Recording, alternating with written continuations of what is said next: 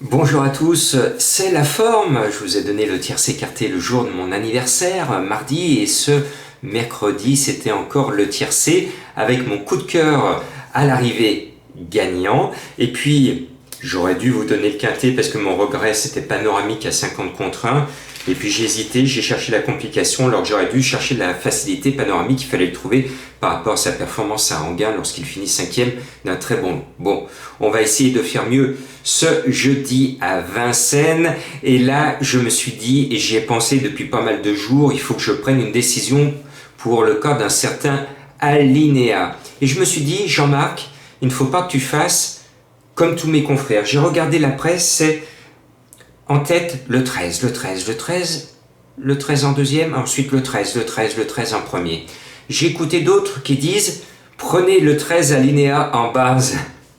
Je me dis mais que font mes confrères? Être journaliste, c'est dire attention quand il y a un danger. C'est comme quand un petit enfant va traverser la rue et qu'il n'est pas dans les clous qu'une voiture arrive, on lui dit attention, ne traverse pas, on lui prend la main.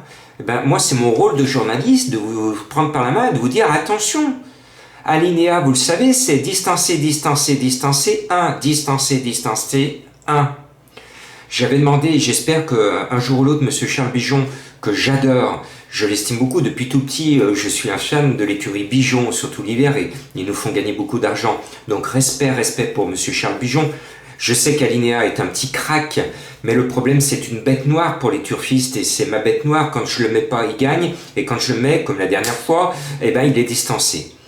Donc j'aimerais que M. Charles Bijon puisse, quand il voit que son alinéa qu'il adore et qui est tout bon dispute la course du quintet, ben, qu'il fasse forfait par honnêteté pour les turfistes, parce que les turfistes savent plus quoi faire avec alinéa. Donc, eh bien, moi, je suis courageux. Je suis le seul journaliste en France à avoir le courage de vous dire de ne pas mettre alinéa.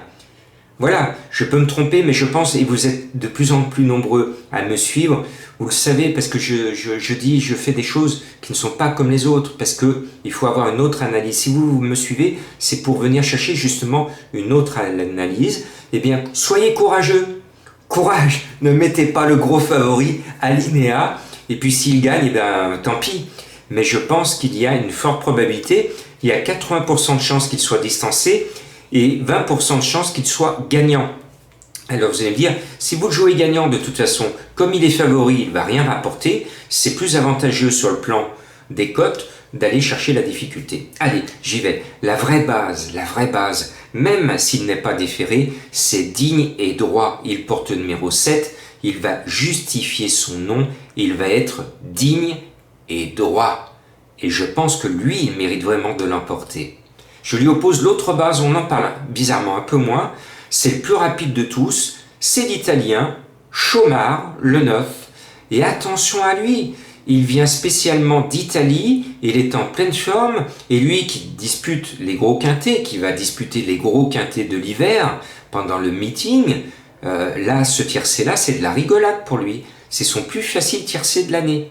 Donc vous pouvez le mettre en base. Il peut même gagner. Il peut même gagner. Je vous aurais prévenu. 7 et 9, les deux seules bases de la course. Parce que c'est une course piège. Il y a des choses, je crois que c'est un piège à CON pour être poli. Parce qu'il y a plein de bizarreries dans cette course, donc je vais vous les dire au fil de mes commentaires. Alors mon coup de cœur, comme d'habitude, il est à 20 contre 1. Mes coups de cœur dans l'ensemble sont en forme. Alors ils ne sont pas toujours à l'arrivée. Vous le savez, je prends des risques. Là, c'est du 20 contre 1. C'est Brasil de Bailly le 11. Eh bien, c'est un cheval que je reprends. Il m'a beaucoup déçu dans le passé. Mais le cheval a repris de la superbe après avoir été malade au début de l'été. Il est super bien dans sa peau. L'entraîneur est confiant. Il a préparé la course. C'est son objectif. Il faut profiter de la forme du cheval. Eh bien, moi, c'est mon coup de cœur. J'écoute l'entraîneur. Et puis, le 12 Baron du Bourg, il me plaît bien. Je vous rappelle, et je vous donne toujours le conseil de regarder à la loupe les performances. Eh bien, le 12 Baron du Bourg, sa dernière course, eh bien, il bat qui? Il bat facilement le favori digne et droit.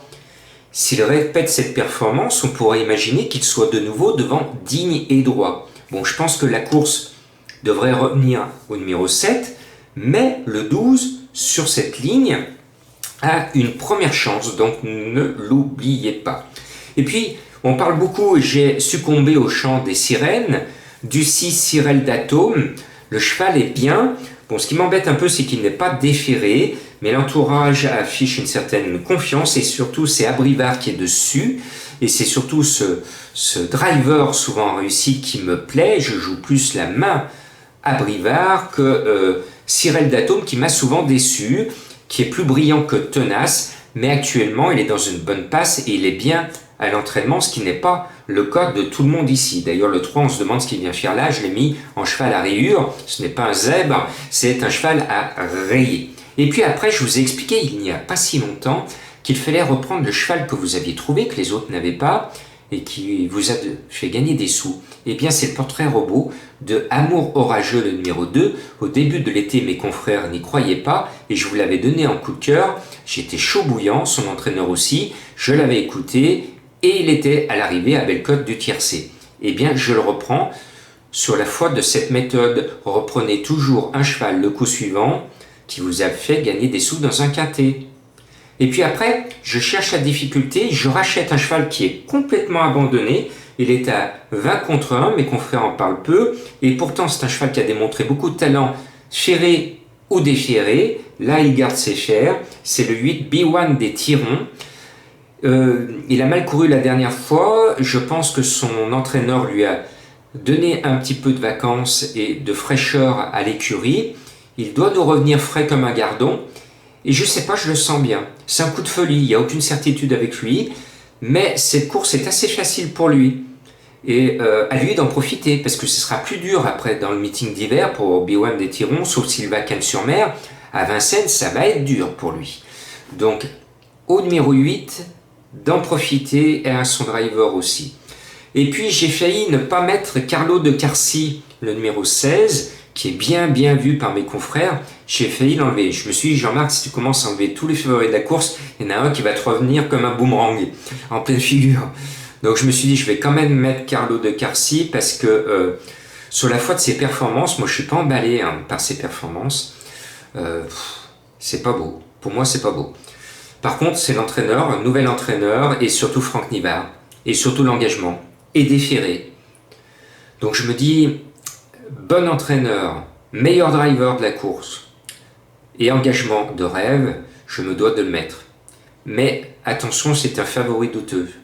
Vous l'avez compris, il peut y avoir de grosses surprises dans cette épreuve, et j'espère que mon courage sera couronné de succès.